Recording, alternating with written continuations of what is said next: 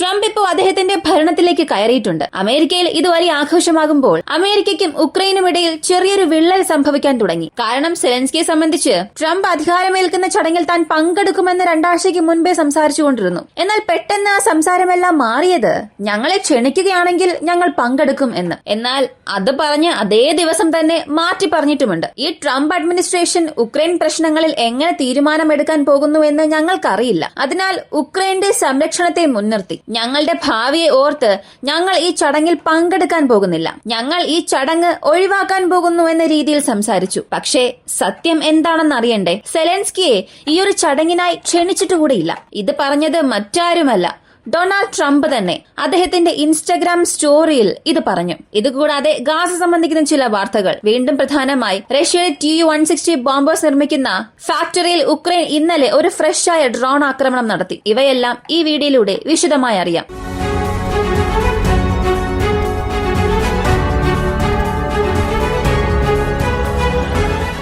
Israel ഗാസയെ സംബന്ധിച്ച് Hamas പിടിച്ചുവച്ചിരുന്ന ഇസ്രായേലിലെ 3 ബന്ദികളെ അവർ മോചിപ്പിച്ചിട്ടുണ്ട്. ഇതിന് പകരമായി 90 പലസ്തീനരെ ഇസ്രായേലും മോചിപ്പിച്ചു. ഇസ്രായേൽ ജയിലിൽ നിന്നും ഇസ്രായേലിന്റെ നിയന്ത്രണത്തിലുള്ള പ്രദേശങ്ങളിൽ നിന്നും മോചിതരാവുകയും അവർ വീണ്ടും ഗാസയ്ക്കുള്ളിലേക്ക് വന്നിട്ടുണ്ട്. അപ്പോ ബന്ധികൾ പുറത്തു വന്നതിനു ശേഷം ഹമാസ് എന്താണോ വിചാരിച്ചത് അത് സംഭവിക്കാൻ തുടങ്ങിയിട്ടുണ്ട്. അവർക്ക് വേണ്ടപ്പെട്ടവർ അല്ലെങ്കിൽ പലസ്തീനർ ആരെല്ലാമാണോ ഇസ്രായേൽ നിയന്ത്രണത്തിൽ ഉണ്ടായിരുന്നത് അവരെല്ലാം പതിയെ പതിയെ മോചിപ്പിക്കാൻ തുടങ്ങിയിട്ടുണ്ട്. ഈ ഫസ്റ്റ് ഫേസ് അവസാനിക്കുന്നതിനുള്ളിൽ വീണ്ടും 30 ബന്ധികളെ ഇസ്രായേലിന്റെ പക്കൽ ഇവർ ഏൽപ്പിക്കേണ്ട ഒരു നിർബന്ധത്തിലാണ് ഹമാസ് ഉള്ളത്. കൂടാതെ ഗാസയെ വീണ്ടും പുനർനിർമ്മിക്കണം. കാരണം ഏകദേശം 4,90,000 വീടുകൾ മുഴുവനായും ഗാസയിൽ നശിച്ചിട്ടുണ്ട്. ഈ ഗാസ സ്ട്രിപ്പ് ഒരു ചെറിയ പ്രദേശമാണ്. അവിടെയുള്ള ഒരു കാൽക്കുലേഷൻ എടുത്ത് നോക്കിയാൽ 85% വീടുകൾ ഇസ്രായേലിന്റെ എയർ സ്ട്രൈക്സിൽ മുഴുവനായും നശിച്ചു. ഈ നാശം എന്ന് പറഞ്ഞത് ചെറിയ മൈനർ ഡാമേജസോടോ ചെറിയ മൈനർ ഡാമേജസോ അല്ലെങ്കിൽ വീണ്ടും ശരിയാക്കിയെടുക്കാൻ കഴിയും, അവിടെ താമസിക്കാൻ കഴിയും എന്ന രീതിയിലുള്ളതല്ല. 85% വീടുകൾ മുഴുവനായും പൂർണ്ണമായും വാസയോഗ്യമല്ലാത്ത രീതിയിൽ നശിച്ചിട്ടുണ്ട്. ഇപ്പോ അതിന്റെ ആദ്യഘട്ടമായി കിഴക്കൻ ഗാസയിലുള്ള ചില പ്രധാനപ്പെട്ട മേഖലകളിൽ ഇസ്രായേൽ അവരുടെ പ്രവർത്തനങ്ങൾ ചെയ്യാൻ തുടങ്ങിയിട്ടുണ്ട്. അവിടെയുള്ള അവശിഷ്ടങ്ങൾ മാറ്റുക, ജനസംഖ്യ കണക്കെടുക്കുക, ആരുടെയെല്ലാം വസ്തുക്കൾ എവിടെയെല്ലാം ഉണ്ട് അതെല്ലാം ഇസ്രായേൽ അവരുടെ ഡിസൈൻ അനുസരിച്ച് ചെയ്യാൻ പോവുകയാണ്. ഇസ്രായേലിന്റെ ഡിസൈൻ അനുസരിച്ച് വരുമ്പോൾ അവിടെ സംഭവിക്കാൻ പോകുന്നത് ഗാസയുടെ ഒരു മുഴുവൻ 3 ഡയമെൻഷണൽ മാപ്പ് തന്നെ ഇസ്രായേലിന്റെ കൈകൾ ലഭിക്കും. കാരണം ഇസ്രായേൽ അവിടെ പുതുതായി വീടുകൾ പണിയുമ്പോൾ അതിനിടയിൽ അണ്ടർഗ്രൗണ്ട് സ്ട്രക്ചർ എന്തെങ്കിലും അവർ നിർമ്മിക്കുമോ, വലിയ ടണൽ നെറ്റ്വർക്ക്സ് എന്തെങ്കിലും അവർ പുതുതായി നിർമ്മിക്കുമോ, മറ്റെന്തെങ്കിലും അവരോട് ചെയ്യുമോ, ഒന്നും തന്നെ അറിയില്ല. ആ ഒരു ജിയോഗ്രഫിക്കൽ കണ്ടീഷൻ പൂർണ്ണമായും ഇസ്രായേൽ അവരുടെ നിയന്ത്രണത്തിലേക്ക് കൊണ്ടുവരും. ഇത് പുറമേ നിന്ന് നോക്കുമ്പോൾ ഇസ്രായേൽ ഗാസ ജനങ്ങൾക്ക് വീട് പണിയുന്നത് പോലെ തോന്നിയാലും ഇതിന് പുറകിൽ ഇസ്രായേലിന്റെ ഒരു വലിയ തന്ത്രം തന്നെയുണ്ട്. കൂടാതെ റഷ്യ ഉക്രൈൻ യുദ്ധത്തെ സംബന്ധിച്ച് ഈസ്റ്റേൺ ഫ്രണ്ടിൽ ഇപ്പോൾ മഞ്ഞുവീഴ്ച അധികമാണ്. ചില പ്രദേശങ്ങളിൽ -3 ഡിഗ്രി സെൽഷ്യസ് ആണ്. അതിനാൽ റഷ്യ മുന്നേറുന്ന വേഗത ഒരൽപ്പം അവിടെ കുറഞ്ഞിട്ടുണ്ട്. റഷ്യ 4-5 ദിവസത്തിന് മുൻപായിരുന്നു പ്രധാനപ്പെട്ട 2 സെറ്റിൽമെന്റ്സ് പിടിച്ചെടുത്തത്. അപ്പോ മഞ്ഞുവീഴ്ച അധികമാകും തോറും ഡിഫൻസിൽ നിൽക്കുന്ന ഉക്രൈനും അതിനെതിരെ ഒഫൻസീവ് ഓപ്പറേഷനിൽ പ്രവർത്തിക്കുന്ന റഷ്യക്കാർക്കും അത് ഒരു വലിയ പ്രശ്നം തന്നെ സൃഷ്ടിക്കുന്നുണ്ട്. റഷ്യക്കാർ മുന്നേറുന്ന വേഗത കുറഞ്ഞു എന്ന് മാത്രം അല്ല, ഏകദേശം ജൂൺ മാസം 2024 മുതൽ ആ വർഷത്തിന്റെ അവസാനം വരെയും 80,000-ലധികം റഷ്യക്കാർ മരിച്ചിട്ടുണ്ട്. ഇതിൽ പോക്രോവോസ് ബാറ്റിൽ മാത്രം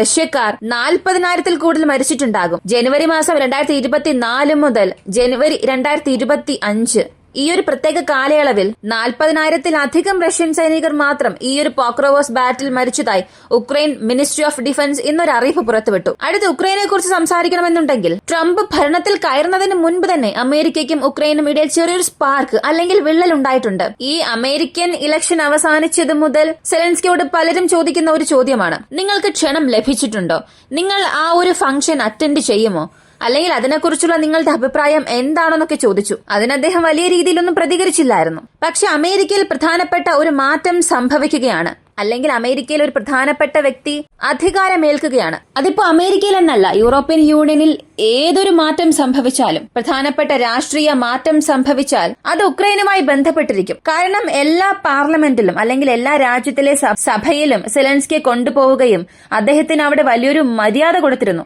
എന്നാൽ ഈ ട്രംപിന്റെ കാര്യം വന്നപ്പോൾ സെലൻസ്കിയുമായി സംബന്ധിക്കുന്ന യാതൊരു കാര്യവും പുറത്തു വന്നില്ല. തുടക്കത്തിലൊക്കെ പറഞ്ഞത് ഞങ്ങൾ ആ ഒരു ഫംഗ്ഷൻ അറ്റൻഡ് ചെയ്യുമെന്ന്. കാരണം അമേരിക്കയ്ക്കും ഉക്രൈനും ഇടയിൽ ഏറെ കാലമായി ഈ സോവിയറ്റ് യൂണിയൻ ഉള്ളപ്പോഴും അത് തകർന്നതിന് ശേഷവും നല്ലൊരു ബന്ധമുണ്ടായിരുന്നു. അവരുടെ ഒരു സ്ട്രാറ്റജിക് പാർട്ട്ണർ ആയിരുന്നു. അമേരിക്കയായിരുന്നു ഉക്രൈനെ ഡിഫെൻഡ് ചെയ്യുന്നതിൽ നല്ലൊരു പൊസിഷനിലുള്ളത്. അപ്പോ ഞങ്ങൾ പോകും എന്ന രീതിയിലുള്ള ഒരു സ്റ്റേറ്റ്മെന്റ് ആയിരുന്നു സെലൻസ്കി പറഞ്ഞത്. പിന്നീട് പറഞ്ഞത് ഞങ്ങൾക്ക് ക്ഷണം ലഭിക്കും, ക്ഷണത്തിനായി ഞങ്ങൾ കാത്തിരിക്കുകയാണ് എന്ന് പറഞ്ഞു. പിന്നീട് ഇത് സംബന്ധിക്കുന്ന യാതൊരു വാർത്തയും വന്നില്ല. ഇപ്പോ അടുത്തിടെ വന്ന ഒരു വാർത്ത, ഞങ്ങൾ ഈ ഒരു ഫംഗ്ഷന് പോകുന്നില്ല, ഞങ്ങൾ ഈ ഓപ്പണിംഗ് സെറിമണി അവഗണിക്കുന്നു എന്ന രീതിയിലുള്ള വാർത്തകളായിരുന്നു ഉക്രൈനിൽ നിന്നും വന്നത്. ഇത് ട്രംപിനെ അത്രത്തോളം വെറുപ്പിച്ചിട്ടുണ്ടോ, അല്ലെങ്കിൽ ട്രംപ് ഇത് എങ്ങനെയാണ് എടുത്തതെന്ന് അറിയില്ല. പക്ഷേ ട്വിറ്ററിൽ അദ്ദേഹം ഒരു പോസ്റ്റ് ചെയ്തു. അദ്ദേഹത്തിന്റെ ഒഫീഷ്യൽ ഇൻസ്റ്റഗ്രാം പേജിൽ സെലൻസ്കിയുടെ ഒരു ഫോട്ടോ കൊടുത്തിട്ട് അദ്ദേഹം പറഞ്ഞ ഒരു കാര്യം, ഞങ്ങൾ ക്ഷണിച്ചിട്ടുകൂടെയില്ല, 2-3 തവണ ആരെങ്കിലും ക്ഷണിക്കുമോ ഇല്ലയോ എന്ന് അവർ കാത്തിരിക്കുകയായിരുന്നു,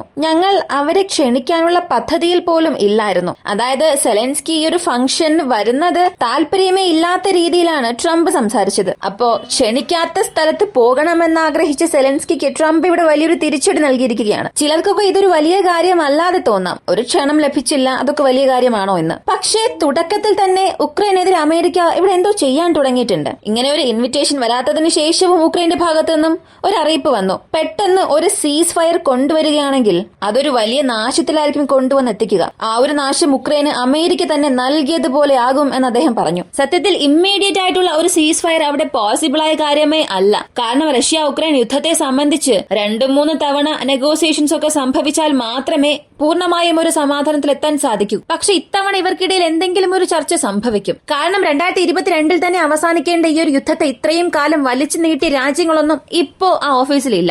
അങ്ങനെ അവർ ഓഫീസിലുണ്ടെങ്കിലും സുപ്രീം ഡിസിഷൻ എടുക്കേണ്ട വ്യക്തി ഇപ്പോൾ ഡൊണാൾഡ് ട്രംപ് ആണ്. ഇനി ഇവിടെ England prime minister Boris Johnson ഉണ്ടെങ്കിലും ട്രംപിനെ എതിർത്ത് ഒന്നും തന്നെ ചെയ്യാൻ സാധിക്കില്ല. അപ്പോ റഷ്യ ഉക്രൈൻ യുദ്ധത്തിൽ ട്രംപിന്റെ ആവശ്യം ഒരു സമാധാനം കൊണ്ടുവരിക എന്നുള്ളതാണ്. ഇവിടെ സെലൻസ്കി എന്തു പറഞ്ഞാലും അല്ലെങ്കിൽ ഉക്രൈന്റെ രാഷ്ട്രീയ പ്രവർത്തകർ എന്തു പറഞ്ഞാലും അത് ട്രംപിന്റെ മുൻപിൽ വില പോകില്ല. എന്നാൽ ട്രംപ് ഭരണത്തിൽ കയറിയല്ലോ, ഇനി ഒരുപാട് മാറ്റങ്ങൾ ഈ ലോകത്തിൽ സംഭവിക്കാൻ പോവുകയാണ്. അത് പ്രധാനപ്പെട്ട 2 രാജ്യങ്ങൾക്ക് ഒരു തലവേദനയായിരിക്കും. റഷ്യ ഈ ലിസ്റ്റിൽ ചേർക്കുന്നില്ല. കാരണം അവസാനത്തെ ട്രംപ് അഡ്മിനിസ്ട്രേഷൻ ഉണ്ടായിരുന്നപ്പോൾ അമേരിക്കയ്ക്കും റഷ്യയ്ക്കും ഇടയിൽ വലിയ പ്രശ്നങ്ങളൊന്നും ഉണ്ടായിരുന്നില്ല. എന്നാൽ ട്രാപ്പിലകപ്പെട്ടത് 2 നാടുകളാണ്. ഒന്ന് ഇറാനും മറ്റൊന്ന് ചൈനയാണ്. ഇതിനെക്കുറിച്ചുള്ള വാർത്തകൾ നമുക്ക് വരും വീഡിയോസിലൂടെ കൂടുതലായി അറിയാം. തീർച്ചയായും ട്രംപ് ഇറാനെ വിട്ടുവയ്ക്കില്ല, ചൈനയെയും വിടാൻ പോകുന്നില്ല. ഇതിനെക്കുറിച്ചുള്ള നിങ്ങളുടെ അഭിപ്രായം എന്താണ്? പ്രധാനമായും ട്രംപ് അഡ്മിനിസ്ട്രേഷനിൽ വന്നതിന് ശേഷം റഷ്യ ഉക്രൈൻ യുദ്ധം അവസാനിപ്പിക്കാനുള്ള ഒരു സാധ്യതയുണ്ടോ? നെഗോസിയേഷന് എന്ത് പ്രധാനപ്പെട്ട ഫാക്ട് ആയിരിക്കും 2 ഭാഗത്തു നിന്നും മുന്നിൽ വയ്ക്കാൻ പോകുന്നത്? ഈ ഒരു വീഡിയോയെ കുറിച്ചുള്ള നിങ്ങളുടെ അഭിപ്രായം കമന്റിൽ പറയുക. ഇങ്ങനെയുള്ള വീഡിയോസ് കാണാൻ താല്പര്യമുള്ളവരാണ് നിങ്ങളെങ്കിൽ ഇപ്പോൾ തന്നെ നമ്മുടെ ചാനൽ സബ്സ്ക്രൈബ് ചെയ്യുക. മറ്റൊരു വീഡിയോയുമായി വീണ്ടും കാണാം.